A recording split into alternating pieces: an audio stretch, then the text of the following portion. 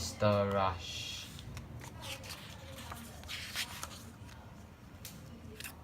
Mr. Rush was the fastest thing on two legs. He used to rush hither and thither and thither and hither and back again all the time. And of course, he was always in such a rush that he never ever finished anything properly. One morning, he woke up with a jump. He had only had time for 3 hours sleep because he had been rushing about for so long the day before. "Oh dear," he cried, leaping out of bed. "I'm late." And he rushed into his bathroom and washed, not very well as he was in such a hurry, and cleaned one tooth and rushed downstairs 3 at a time. Mr. Rush had a boiled egg and toast and a cup of tea for breakfast. He boiled the egg for 5 seconds and it tasted awful. He toasted the bread for 1 second and so it wasn't brown at all. And as he couldn't bear to wait for the kettle to boil, he made his tea with cold water. What a horrid breakfast. And of course, he was in such a rush he only ate half of it. Rush, rush, rush. Silly fellow. After his half a breakfast, he rushed off again. Out of his front door, leaving it open, down his garden path, and out of his garden gate, leaving it open too, and off down the lane. He passed Mr. Happy. "Hello," called Mr. Happy. "Good morning, Mr. Rush. Where are you off to?" "Can't stop," cried Mr. Rush. "I'm in too much of a hurry." "I can see that," thought Mr. Happy to himself as he watched Mr. Rush disappear into the distance. "I wonder where he's going." Where Mr. Rush was going was nowhere, fast as usual. Mr. Rush rushed around all morning, and then rushed home and had a quick bite to eat, a sandwich without bread, and then rushed off again, and rushed around all afternoon. That evening, he was reading a magazine. He never had time to read a book, when he saw an advertisement for a holiday. "Ooh," he said, "I'll like that. Haven't had a holiday for ages."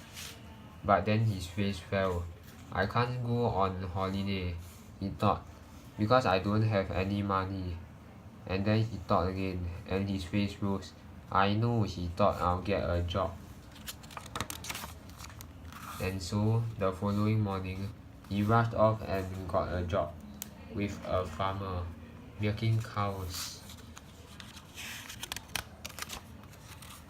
But of course, he wasn't any good at that because if there's one thing a cow can't stand, it's being rushed, especially when it's being milked.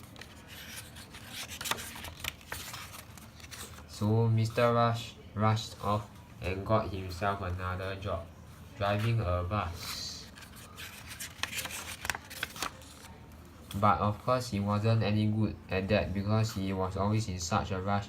He never stopped at any of the bus stops. And if there's one thing people waiting at a bus stop don't like, it's when the bus doesn't stop for them. So Mr. Rush rushed off and got himself another job as a waiter in a hotel. But of course he wasn't any good at that because no sooner had he served people a meal and they had taken one bite, then he whisked the plate away from under their noses.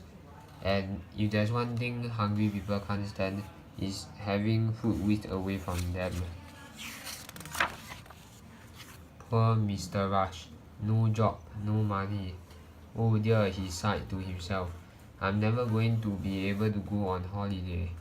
He looked very glum and gloomy. But then an idea struck him. An idea for a job for someone who rushes around all the time. An ideal job for someone who was the fastest thing on two legs. Do you know what that job was? Would you like to know what that job was? Postman. Delivering express letters. Mr. Rush was so good at it He delivered twice as many letters in half the time any postman had ever done it before. Soon he had saved enough money for that holiday of his. And so, the very next week, there was Mr. Rush sitting on a beach in the hot sunshine under a palm tree on holiday. "This is the life," he grinned, and rushed off for a swim. His 15th that day, and then it was breakfast time.